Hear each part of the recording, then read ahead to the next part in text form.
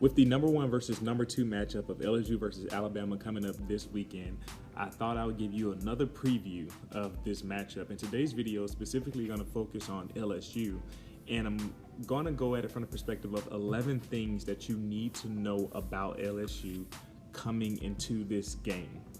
So I'm just going to jump right into it, actually. So one of the first things that we're going to talk about is that LSU likes to use close wide receiver formations. And so close means that the wide receivers, instead of lining up kind of spread out across the field at their positions, they actually line up closer to the line of scrimmage. They like to do this and combine it with the bunch formation, which is usually when the receivers are closer together, slot receiver, kind of outside receiver are close together, and usually in like a trips or like a double formation, but they like to use close bunch formations. And they actually like to do a lot of runs out of that formation. And that's something that I expect to see continue in this game. On that note about running, they have a really good running back, number 22, Edward Hilaire. He has a really nice cut/juke move, and basically his footwork at the line of scrimmage is really good. He creates yards out of nothing sometimes, which is really important for how their offensive line is different from previous years, but that's another point later on. So that was number 2. And we're going to number 3, which is just quite simply the tight end, number 81, Moss. He's very athletic. Like, I see him catch some passes and run up the field, and he's like pulling away from second-level defenders. That's just impressive all the way around. The 4th point is that the LSU offensive coordinator sees what the defense gives him at the line of scrimmage. He'll have his offense line up. They'll look at the defense, and they'll look at their offensive coordinator. They'll literally stop. They'll look away, and then they'll get a new play if he wants to change it or to make some type of tweak to the formation, and you'll see it happening live. And they'll call a different play at times. So that's something to look out for, seeing how he adjusts the defense and see if Nick Saban and Pete Golding decide to use that to their advantage in some form. 5th point, Joe Burrow uses his feet well to extend plays. He is always looking to pass once he starts moving. His eyes are up and he's looking downfield. And on that note, he's actually just a good runner in general. He's actually very athletic, which most people probably wouldn't assume just looking. But when he moves, he's actually running from people and getting away. So he's an athletic quarterback. The 6th point is that LSU lost a starting linebacker this week, Michael Divinity, number 45, and he left the team for personal reasons. When I watched the press conference, Edge Orgeron said that it's not out of the workings that he can't come back, but that'll be up to him, and that's not necessarily something that's happening right now. So LSU is down the starting linebacker. The 7th thing you need to know is that when in those close wide receiver formations / bunch formations, Justin Jefferson, wide receiver number 2, so look out for him, is in the slot position usually.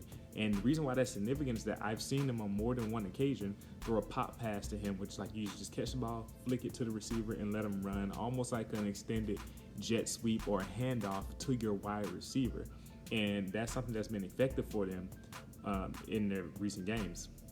The 8th point is that Mississippi State used delayed blitzes fairly effectively against LSU in the game before last.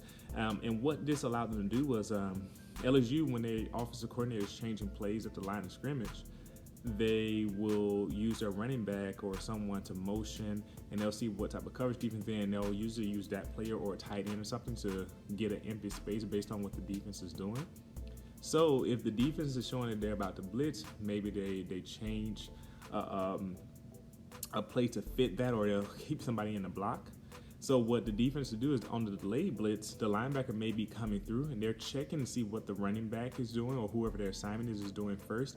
And if they're just staying in the block, then they'll continue the blitz actually to get after the quarterback.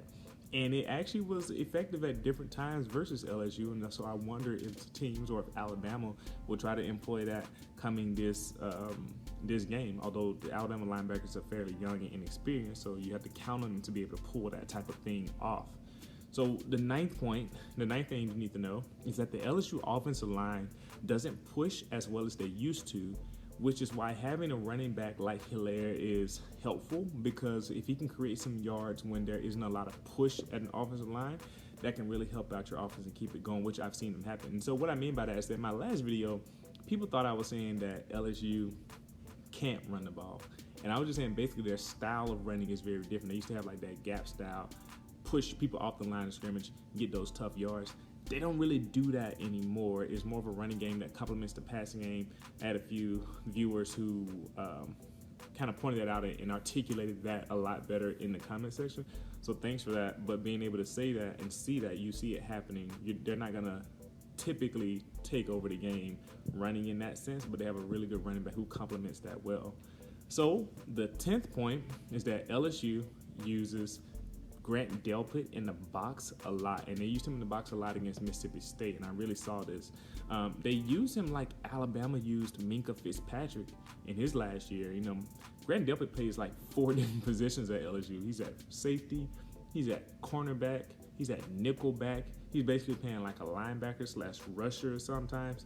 So Grant Delpit is counted on to fulfill a lot of positions to cover up maybe for some positions on the defense where they don't have a guy who is as dynamic as he is. And so with him moving around like that, I wonder how does that make an impact on a game like Alabama? Like, will there be something taken advantage of? And so here's a good example of what I mean by that. Clemson last year would play their base defense and put a safety on trips formation. They can get away with it against lesser teams.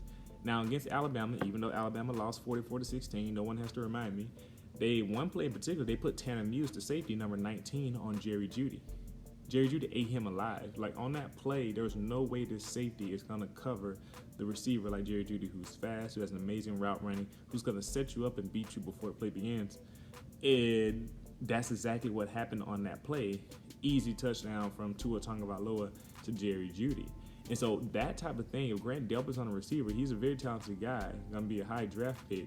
But ideally, you don't want the safeties on receivers, especially ones like Jerry Jeudy, which are harder to cover because of their route running skill. So if that does happen, you definitely want to keep your eyes on that in the game. Last thing you need to know about LSU is that Joe Burrow is pretty accurate. And I say that is on the nose, that's like pretty obvious. Joe Burrow's accurate. And he usually leads his wide receivers. They're catching it out in front. They're able to stay in stride while catching the ball. And one of the more significant points about this is that they usually do this even when he's moving. Like if he's on the run or kind of extending the play and he's throwing the ball, he's still going to hit them, and it's going to hit them in stride with some accuracy. That's really good. That's good to have as a quarterback. And so, like I said, some of these points overall, that's all 11, are more on the nose. You kind of know them. And some of these are a little bit more obscure and kind of some information that would be good to know.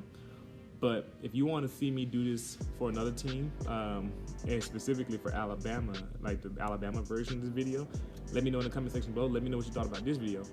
I'll see you next time.